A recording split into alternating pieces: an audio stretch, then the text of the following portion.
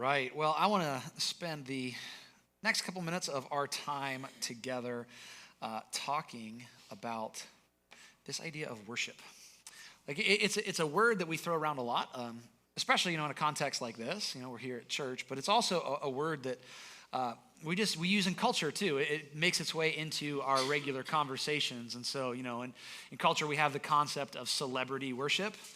We have phrases like, she worships the ground that he walks on, or they worship at the throne or the altar of the almighty dollar, things like that. And we come into a space like this and we talk about, we might describe this as a worship service, and we have worship leaders, really good ones, by the way, and worship team, and they just crush it every week.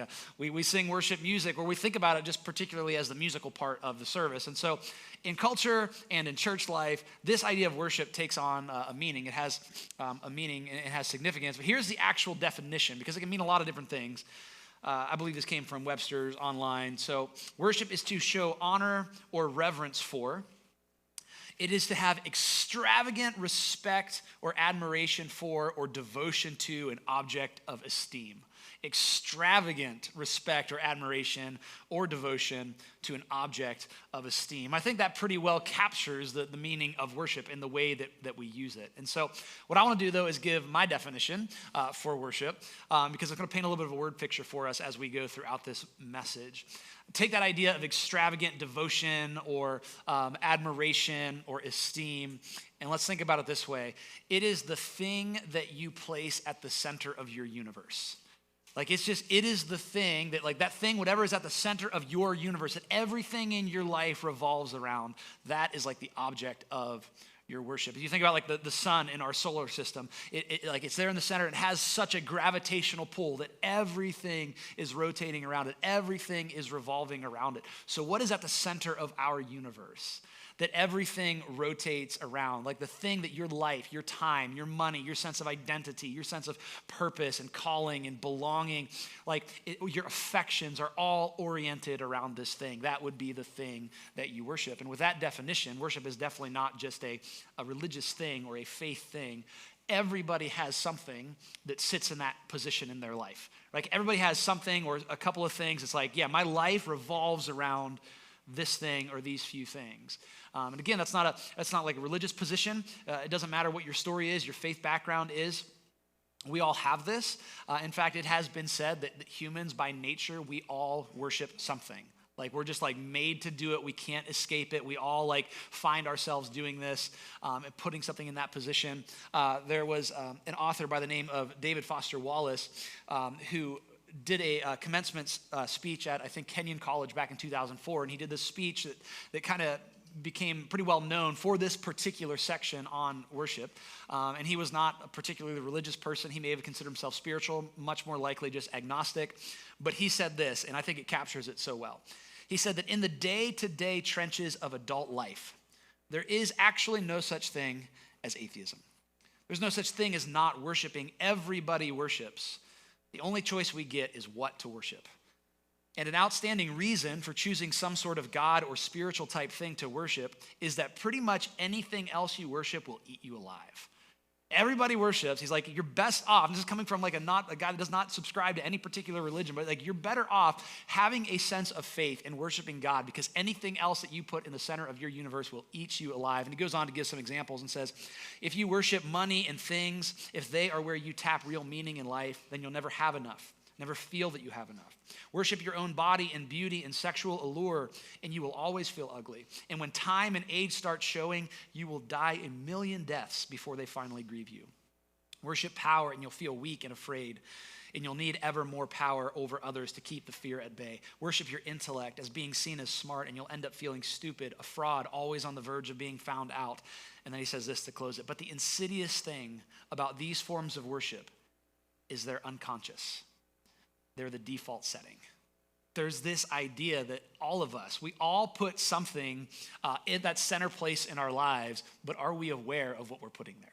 Are we aware, what is it that my life actually revolves around, where I place the most significance in my life? See, everybody worships. The question actually is, what do I worship?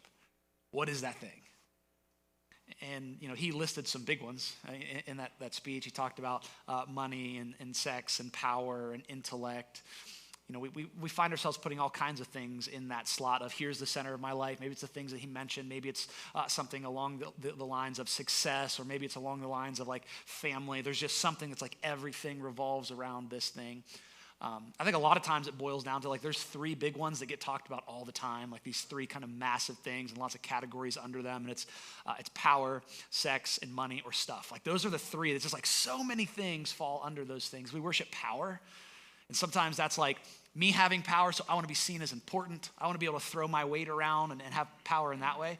Or sometimes it's not even me having power, it's the idea that power can fix things. And so I'll place that worship, that power at the feet of like a political altar and say, this is the answer to everything. My politics are my identity. They are my hope. They are the solution to the future and every problem that we have. We worship at the altar of sex, that everything, like it's almost become a religion in and of itself. It's like this is where you find meaning and value and purpose and identity. We worship at the altar of money or just material possessions, that a little more stuff will make things better, will make me happy, will make me content. I'll find hope. Things will be okay. Like we go to these things. What are we worshiping? And by the way, that's not if you're not a Christian, you worship these things, but if you're a Christian, you just worship Jesus all the time. That ain't true, right? Like in my daily life, there's like I love Jesus, but if I could just make a pit stop at the altar of stuff for a second, it'd be a good day, right? And there's this pull to worship these other things. So the question is not, do you worship? You do, but what is that thing? And then there's a follow-up question that's even more important. The follow-up question is this: is it worthy of my worship? Is the thing that's at the center of my universe worthy of that? And worthy in two kind of senses of the word. The first sense being like, is it deserving? Like, has it done something that actually deserves worship? And the second sense of the word worthy, meaning can it hold up to the weight that I'm leaning on it? If you've ever, been around like a boat or seen like in a movie and they're like, oh no, we got to cross this body of water and there's only this rickety old boat, and they'll ask the question, is she seaworthy? Right? They're not asking the questions like, is this boat deserving of me getting on it?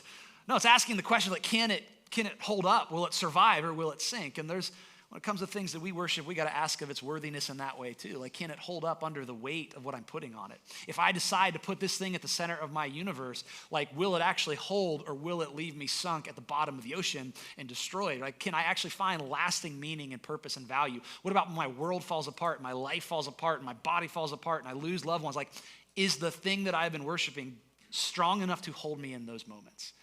Is it worthy? Spoiler alert. You're just going to be like, oh, you gave us the whole point right there. I guess we can leave. We think at Hope Community that Jesus is the only thing that's worthy of our worship. You're like, okay, that's the sermon. You can go home now, right?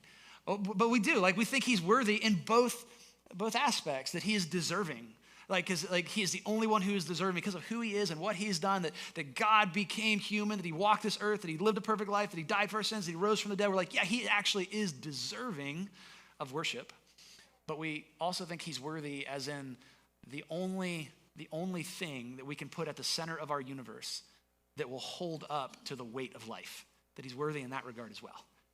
And so what I want to do over the course of the next couple of minutes together is not really argue that like Jesus is worthy of worship. That's something that we all got to figure out. We'll touch on that here and there. But really answer the question of, well, what does that actually look like? What does it look like to worship Jesus? As that's what we're here to do. So John chapter 12 is where we're picking things up today. John 12, starting in verse 1, we read this: 6 days before the Passover, Jesus came to Bethany where Lazarus lived, whom Jesus had raised from the dead. And here a dinner was given in Jesus' honor. Martha served, while Lazarus was among those reclining at the table with him. So John opens things up and kind of sets the scene for us. He lets us know like the timeline here. He lets us know where they're at and who's involved. So it's 6 days before the Passover. This is a very specific Passover in the life of Jesus. This would be his final Passover. So it would be on this Passover, the time that he's arrested, he's crucified. 3 days later, he rises from the dead. And so they're at this home. Right after this, they're going into Jerusalem. It's the triumphal entry. Everyone's like, yay, we love Jesus. And a couple days later, they're like, kill him. So that's what's about to happen. So that's kind of the timeline. And then John says they're in Bethany with Lazarus and Martha. And so we came out of John chapter 11 the last couple of weeks, and there's this amazing account, this beautiful story. There's this family, Lazarus, and then two sisters, Mary and Martha, And Lazarus gets sick. Lazarus gets so sick that he dies. Jesus shows up, everyone's grieving, everyone's mourning, and Jesus shows up and raises Lazarus from the dead. So it's this family and their home and the town that they're from, and so everyone's kind of abuzz about this. And so they have a dinner to honor Jesus, because they're like, you just raised the guy from the dead, and Lazarus is there, and I can just imagine that people are like poking him, like, no. You're not really. He's like, stop touching me. I'm alive, okay? And Jesus is there because they're like, you've raised this guy. We're honoring you. And we read that Martha is there, and Martha's serving. If you know anything about Martha, you kind of read some details of her life in other gospel accounts, and you're like, of course she's serving, because that's Martha. She's like, I'm going to do things. I'm type A. It needs to be organized, mark stuff off the list. I'm like, thank you, Martha, okay? Like, it's like, yes, like, get tasks done. And so we got Lazarus, we got Jesus, we've got Martha, but one of the siblings so far is missing, and that would be Mary. But we encounter her next. John says, then Mary took about a pint of pure nard, an expensive perfume, and she poured it on Jesus' feet and wiped his feet with her hair. And the house was filled with the fragrance of the perfume. And so we got Jesus, and we got Lazarus, we got Martha, we've got presumably some guests there at the table. They're reclining at the table, which was how they would eat. They didn't eat like sitting up like we do. It was like a kind of a low table, and you're kind of like laying down, half leaning up. It was a nice, like that little posture there. I'm sure it did not look like that, okay? But it's just a very comfortable. It's a setting of just like intimate friendship and hospitality and welcome into a home. And Lazarus is there, and Martha's there, and there's some guests there, and Jesus is there. The disciples are likely there, and here comes Mary. And Mary shows up, and John's like, here's what Mary does when she enters into the room. She takes a pint of pure nard, which we're like, what the heck is pure nard? And John's like, well, I'm anticipating people might be reading this who don't know what pure nard is. It is expensive. It is an expensive perfume. And when he says it's an expensive perfume, this is not an exaggeration. It was rare, first of all, because of where it's harvested from. Nard comes from a particular plant that grows in like India and into Asia. And so all the commentaries I was looking at was like, yeah, this nard most likely came from the area of Nepal. And they're in Bethany outside of Jerusalem. That's a long way away in the ancient world. So this nard had to come a long, long way. So it was expensive. It was valuable. Because it was so expensive and rare and valuable, it's likely something that had been in the family for maybe several decades, several generations. It was something that they would pull out only on occasion, like when on a really special occasion to be like, and you get a little drop, right? Because it's a big deal. It's really expensive. In fact, it's so expensive, we're going to get this detail a little bit later, that it was worth about 300 denarii. Now, denarius was 1 day's wages for like your average kind of worker, average day laborer. So this is like a whole year's worth of wages, like for a regular person. Now, I don't know what all y'all make. Some of you, like you're working right now. Some of you are retired. Some of you may not be working quite yet. You're not at that stage of life, but you just anticipate that you will be someday. I want you to think about what you will make in a year, what you currently make in a year, or what you used to make in a year. I want you to have that amount in your head and think of something that expensive and just going, ha ha ha. Right? Like she just pours it out at Jesus' feet. And like I want us to notice this. It's not like something that you can like, here, Jesus, I'm giving you something that can be used for something else. It's not practical. It's not pragmatic. And after she pours it out, you can't be like, well, let me just gather that back up and we can use it again. Like, no, it's just done. It's on the ground. It's soaking into the floor. Just dumps it out. Think about what you would make in a year. You're going, yeah, sounds like a good idea. I'm totally going to do that. It is extravagant. It is extreme. It is ridiculous. Honestly, it seems irresponsible. It seems foolish to do such a thing. But here's Mary, dumping it at Jesus' feet. Right? And then that's not the only shocking thing about this detail. There's several things that's going on here. So it wasn't unusual for you to anoint an honored guest who would come into your home, but you anointed their head, not their feet, so that's a little weird. And that would usually be done at a different time. Like when they came into the house, they would wipe their feet with water and then maybe anoint their head with oil. And so like that part was kind of common, but like Mary just shows up in the middle of dinner. Right, with everybody around. It's like, I think this is a good time to anoint Jesus, and it's going to be his feet. And then you have the added layer. Not only is it the kind of the wrong time, the wrong setting, way expensive, but you have this added layer that she wipes Jesus' feet with her hair. For Jewish women in the first century, your hair was a symbol of beauty and modesty and intimacy. So Jewish women would keep their hair like tied up and covered. The only time the hair got uncovered and came down was in the presence of your husband. It was an idea of like, this is something that is only to happen in the most trusted, the closest, the most intimate of relationships where I can be vulnerable, I can be myself. Like only one person gets to see this because there's such love and affection and devotion. And so can you imagine the people at this, like sitting around this table, they're eating, they're having a good time, and Mary walks in. And first thing, she's just like, wham! She probably didn't do it like that, but I like to picture it that way. You know, like it's like spiking a football in the end zone. She just walks in, it's like, boom, and like perfume everywhere. And then they're like, whoa, we know how expensive that was. That was crazy. Because maybe they're thinking like, oh, she's gonna come out and give Jesus a little doop. And she's like, no. Just smashes it at his feet. And then they're already shocked. And then she starts like undoing her hair, and her hair starts coming down. And they're just like, no, you can't do this. You can't do this. Everything about this act, this moment screams, this is extreme. It's the wrong time, the wrong place, the wrong person, breaking cultural norms. It's way too expensive. Everything about what she's doing in the eyes of the world around her would say, it's wrong. You don't worship Jesus like that. That's not okay.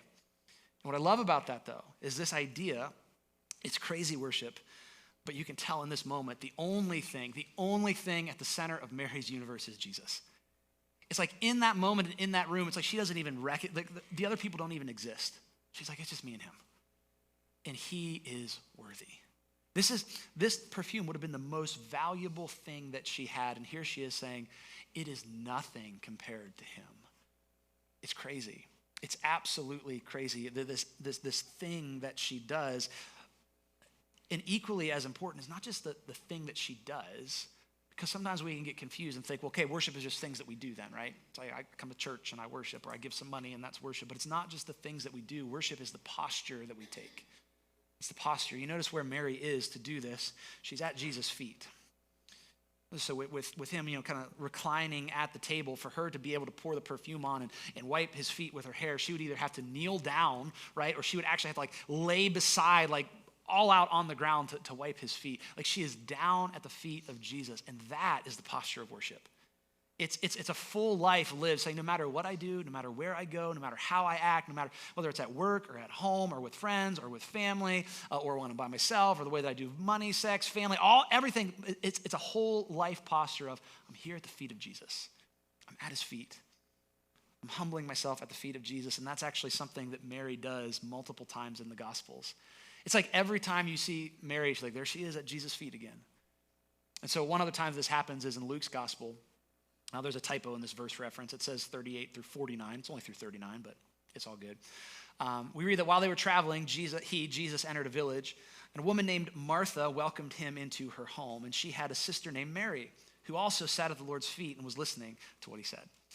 And so this kind of happens, and Martha is doing what a host is supposed to do. It's culturally expected at that time. She's making preparations. She's feeding the guests. She's making sure things are cleaned up. She's being a good host. It's what's expected of her. And Mary's just sitting there, and she's like, Jesus, like, tell her to help me. And Jesus is like, I'm not going to do that, because what she's doing is good. And what she was doing, what Mary was doing, was sitting at the Lord's feet and listening. Listening. That phrase, to sit at someone's feet, was a phrase that was used in the first century of what a disciple did at a rabbi's feet. Disciples sat at the feet of their rabbis and learned. It's the posture of discipleship. And this isn't part of the message, but like when we encounter, it's part of the message, I'm going to say it. It's not the main point of the message, but I just want us to see when we encounter things like this, how it affects our day-to-day lives. To these first century readers, they all would have understood this clearly, that this is the posture of a disciple. And they also all would have known clearly too, that women weren't disciples. It's like, no, like men got to be disciples. They got to follow rabbis. Women did not. This is Jesus breaking every cultural norm, saying, yeah, I'm starting a different movement. And so, man, in our current time, in our current age, when people kind of come at and say, hey, listen, when people either use Christianity to hold women down, or when people say Christianity is inherently patriarchal, I don't think that's right. It's like, I don't think you've read the Bible, right? Because Jesus does more for the elevation of the status of women than anybody in history. He breaks these cultural norms, and it's a beautiful thing. And here's Mary at the feet of Jesus learning, the posture of a disciple. It's humbling herself at Jesus' feet to sit there and to learn and say, I want you to teach me. I want you to show me. I want to learn from you. I want to take your yoke, as Jesus says, take your yoke upon me. I want to follow in your way. And that is worship, because worship's about the posture. It's about us sitting at the feet of Jesus. When we sit at the feet of Jesus as disciples and learn, it is an act of worship to sit there and to say, okay, Jesus, I need you to teach me. I want to learn from you. I need you to teach me who I am.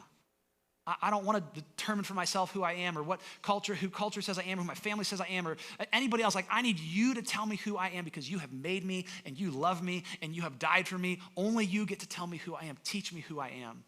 Teach me who you are, Jesus. Again, I don't want to take somebody else's word for it. I don't want to come to my own, on my own, in my own intellect informed conclusion about who you are and what you're like, or I don't want the internet to tell me who you are. I don't want my friends or my family. I don't even want my church to tell me who you are. Like, church is a tool, but at the end of the day, Jesus, I want to know for myself who you are. Teach me. Teach me what it looks like to follow you.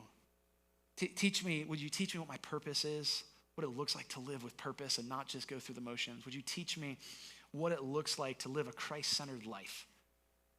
Teach me what it looks like to be a Christ-centered student, Christ-centered single person, a Christ-centered, what does a Christ-centered marriage look like? What does it look like to be a Christ-centered parent? What does it look like to put Jesus at the center of every relationship, and the way that I love my neighbor, and in the way that I carry myself at work? Would you just show me? Would you teach me how to follow you? Here I am at your feet, learning from you in an act of worship. Mary sits at Jesus' feet and she listens, she learns. It's worship. There's another moment where Mary is at the feet of Jesus, and we just actually encountered this first couple of weeks ago. Lazarus has died. Jesus shows up, everyone's grieving, and he goes to approach Mary, and this is what happens. As soon as Mary came to where Jesus was, she saw him, and she fell at his feet and told him, Lord, if you had been here, my brother wouldn't have died. Here's what worship also is. It's being honest with God. Worship is being at the feet, falling at the feet of Jesus even when life is awful, and saying life sucks right now, and it is hard, and it is painful, and I am broken, and I am confused, and I am angry, and I don't like any of this, but here I am at your feet. It's this practice of lament that so often we've lost, to lament, to recognize how broken and how messed up things are, but still at the same time hold in tension with that the goodness and the love of God. That worship doesn't always have to be happy, clappy, hands raised. Don't get me wrong, I love that. Like, I love coming here. I love lifting my hands and clapping and singing about how good God is. But that's not the only expression of worship. In fact, if that's not what you're feeling, if things are awful and we do that and say, I'm just going to kind of put a face on it and act like things are perfectly fine, that's not even worship. And worship is when I'm broken, coming in and still saying, you know what? Everything is awful. Everything is falling apart. I do not feel these words that I sing. But I'm going to sing them anyway, because even though I don't feel it, I know it's true. And I'm going to sit in my brokenness. I'm going to fall at the feet of Jesus and just weep and just mourn. And it's beautiful. The reaction, as we read a couple weeks ago, that happens out of that, like Jesus just enters into Mary's pain and he weeps with her and she experiences healing. It's worship to be at the feet of Jesus even when life is falling apart. Mary's at the feet of Jesus learning. She's at the feet of Jesus weeping. And here we see her kneeling at the feet of Jesus in extreme just love and devotion, saying, there's nothing in my life more valuable, more worthy than you. It's this beautiful picture. It is like extreme worship, and not everybody's such a fan of it. In fact, even within this account, like, someone speaks up and is like, I've got a problem with this. Verse 4 says that one of Jesus' disciples, Judas Iscariot, who was later to betray him, objected. So Jesus is there and he's seeing this. He's seeing what Mary does, and he's like, whoa. I have a problem with this, okay? I mean, just the audacity, right? To be like, excuse me, ma'am. That's not okay. He's objecting. And again, just note that Judas is one of the disciples. He is following Jesus. He has been with Jesus for 3 years. It's just kind of tuck that away in the back of our minds that as we worship Jesus, we follow Jesus, we should expect opposition from the world around us. But we should also expect opposition from Christians as well. For people who are like, yeah, I'm following Jesus, but you're too extreme in your Jesus following. I object. Just a good word. I object to your Jesus following, sir. And here's Judas' objection. He says this, why wasn't this perfume sold and the money given to the poor? It was worth a year's wages. Right, there's the value of it again. John gives us this little like note after the fact and says, hey, he did not say this because he cared about the poor, but because he was a thief. As keeper of the money bag, he used to help himself to what was put into it. Judas has something different at the center of his universe. Judas likes stuff, and that's his real objective, and that's where his heart lies. But like the on the surface, like his objection or complaint sounds good. It sounds righteous. Like, why didn't we just sell this and give it to the poor? Like, that would have been great, right? Because again, like trying to make an act of worship always practical or always pragmatic or always to have a return on investment, that's not how worship works. It's almost as if Judas is like, listen, how dare you waste that on Jesus? And you're like, wait a minute, I didn't know you could waste things on Jesus. But that's the posture, right? And that there's a danger that we can fall into in that as well. Like where we can get so focused on the doing of religious things that we forget about the worship of Jesus. This idea of like, hey, doing justice and caring about the least of these and the poor and the outcast, the orphan, the widow, which is all incredibly important, by the way. Like Scripture commands that. Jesus modeled that. It was taught over and over. We should pursue justice. We should pursue justice. We should pursue justice. And, oh boy, I'm going to say a swear word in church. Ready? We should pursue social justice. I know some people have a problem with that term, but social justice is just justice that is lived out in society. And God has a lot to say about, hey, if you're a follower of mine, there's a way you should pursue justice in the world, in society around you. And that is absolutely important. But the danger we can fall into is when we value justice more than Jesus. Because Jesus comes along and says, I want you to love the Lord your God with all your heart, soul, mind, and strength, and love your neighbor as yourself. Both are important. But here's what I know, and here's what we see, is that authentic love and worship of Jesus will always lead to love of neighbor. If Jesus is at the center of your universe, love of neighbor is going to start orbiting around it. However, the opposite is not always true.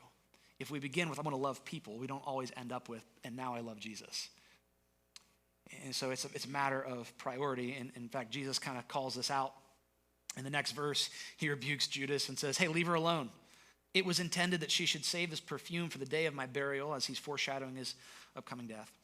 You will always have the poor among you, but you will not always have me. He's like, shut up, Judas. Mary is right. She's done a beautiful thing. She's done a good thing. Absolutely, I want you to care about the poor. I mean, you cannot get away from Jesus' teaching or his life over and over and over. He's talking, like, hey, you need to love your neighbor as yourself. You even need to love your enemies. Hey, here's a parable about this guy called the Good Samaritan. Hey, whatever you've done for the least of these brothers and sisters of mine, you've done for me. Blessed are the poor. Like on and on and on Jesus goes. He's like, make sure the priorities are in line. If you will give me your worship and your devotion and your love, out of that will flow a love for the people around you. Judas doesn't like Mary's worship of Jesus.